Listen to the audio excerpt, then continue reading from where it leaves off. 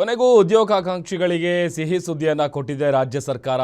56,000 ಹುದ್ದೆಗಳ ನೇಮಕಕ್ಕೆ ಸಂಪುಟ ಗ್ರೀನ್ ಸಿಗ್ನಲ್ ಕೊಟ್ಟಿದೆ. ಮೀಸಲಾತಿ 50% ಮೀರದಂತೆ ನೇಮಕಾತಿಗೆ ಸರ್ಕಾರ ಅಸ್ತು ಅಂದಿದೆ.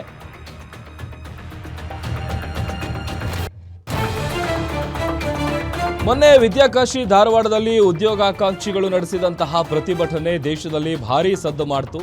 ಹೀಗಾಗಿ ಇದನ್ನು ಸಿದ್ದರಾಮಯ್ಯ ಸರ್ಕಾರ ಗಂಭೀರವಾಗಿ ಪರಿಗಣಿಸಿದ್ದು ಇವತ್ತು ನಡೆದಂತಹ ಕ್ಯಾಬಿನೆಟ್ ಸಭೆಯಲ್ಲಿ ಈ ಬಗ್ಗೆ ಮಹತ್ವದ ಚರ್ಚೆ ನಡೆದಿದೆ.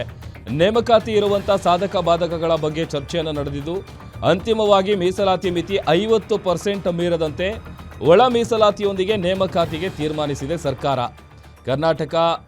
ಕರ್ನಾಟಕದ ವಿವಿಧ ಇಲಾಖೆಗಳ ಸುಮಾರು 56,000 ಖಾಲಿ ಹುದ್ದೆ ಭರ್ತಿಗೆ ಸಚಿವ ಸಂಪುಟ ಗ್ರೀನ್ ಸಿಗ್ನಲ್ ಅನ್ನು ಕೊಟ್ಟಿದೆ. ಇದರಿಂದ ಉದ್ಯೋಗಾಕಾಂಕ್ಷಿಗಳ ಹೋರಾಟಕ್ಕೆ ಒಂದು ರೀತಿ ಫಲ ಸಿಕ್ಕಂತಾಗಿದೆ.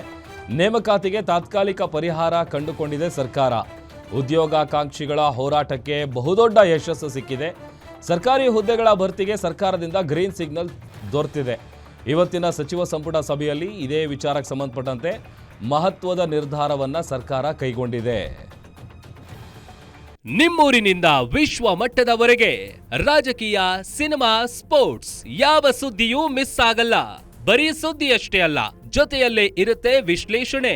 ಗ್ಯಾರಂಟಿ ನ್ಯೂಸ್ನ ಸಬ್ಸ್ಕ್ರೈಬ್ ಮಾಡಿ, ಫಾಲೋ ಮಾಡಿ, ಕ್ಷಣ ಕ್ಷಣದ ಅಪ್ಡೇಟ್ಸ್ ಪಡೆಯಿರಿ.